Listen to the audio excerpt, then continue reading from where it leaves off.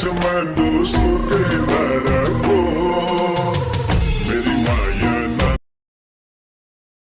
पारा दो video already हेर्नु नै होला हजुरले सर्ट भिडियो इजी तरिकाले नै बनाउन सक्नुहुन्छ। सर्ट भिडियो बनाउनको लागि फर्स्टमा हामीले डाउनलोड गर्नुपर्ने हुन्छ क्यापकट। डाउनलोड गरेपछि सिधै क्यापकटमा क्लिक गर्नु होला, फेरि न्यू प्रोजेक्टमा क्लिक गर्नु होला, फेरि फोटोजमा जानु होला। फोटोजमा गएपछि आफ्नो कुन फाइलमा फोटोज राख्नुभएको छ हजुरले यसमा बनाउनको लागि उसमा फर्स्टमा हामीले टोटल 8वटा फोटो सिलेक्ट गर्नुपर्ने हुन्छ। फर्स्टमा हामीले दीपक जोशीको सिलेक्ट गर्नेछौँ, सो आर्यनसीको सिलेक्ट गर्नेछौँ।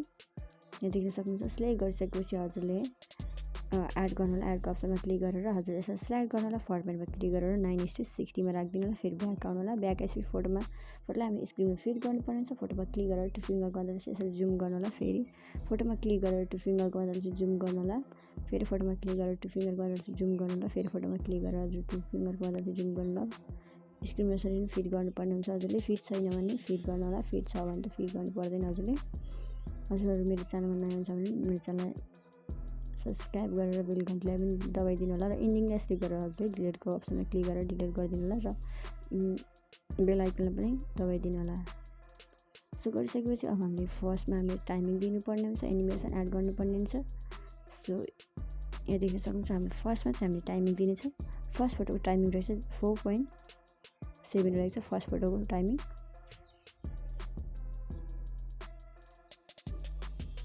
सो सेकेन्ड फोटोको टाइमिङ रहेको छ 1.5 रहेको छ, 1.5 दिनु होला। थर्डलाई चाहिँ 0.7 दिनु होला, फोर्थलाई पनि 0.7 दिनु होला,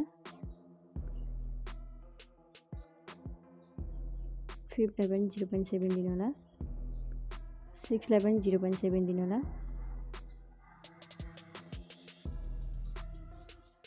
सेभेनलाई पनि हामीले 0.7 दिनु होला, 8लाई पनि 0.7 दिनु होला।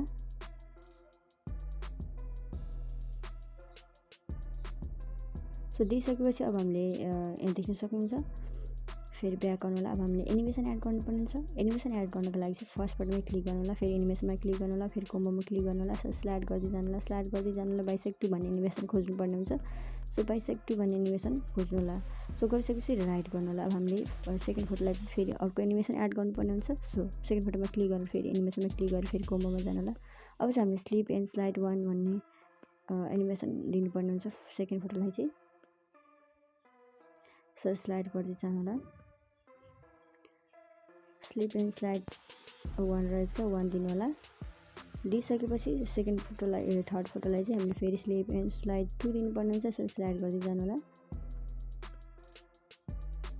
स्लाइड गर्दै जानु होला।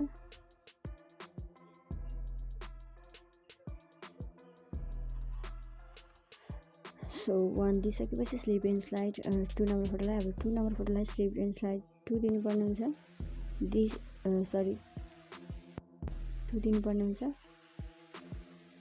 सो यहाँ देख्न सक्नुहुन्छ स्लिप एन्ड स्लाइड 1 2। सो फेरि हामीले 2 दिइसकेपछि थर्डलाई 2 दिइसकेपछि अब फेरि 1 दिनुपर्ने हुन्छ। सो स्लाइड गर्नु होला। अब हामीले फोर्थलाई चाहिँ फेरि 1 दिनुपर्ने हुन्छ।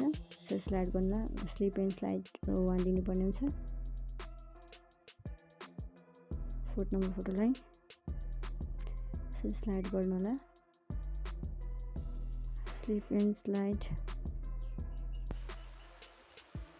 1 दिनु होला। त्यसै गरी फिफ्थ नम्बर फोटोलाई चाहिँ हामीले स्लिप एन्ड स्लाइड 2 दिनुपर्ने हुन्छ। यसो स्लाइड गर्दै जानु होला।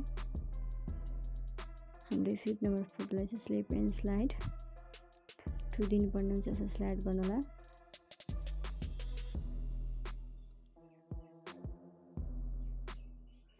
स्लिप एन्ड स्लाइड 2 दिनु होला।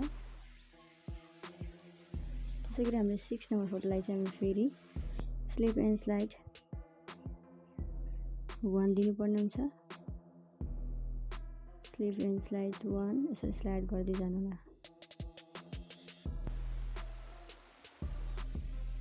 त्यसै गरी हामीले 7 नम्बरलाई चाहिँ हामीले स्लिप एन्ड स्लाइड 2 दिनुपर्ने हुन्छ। यसरी स्लाइड गर्दै जानु होला।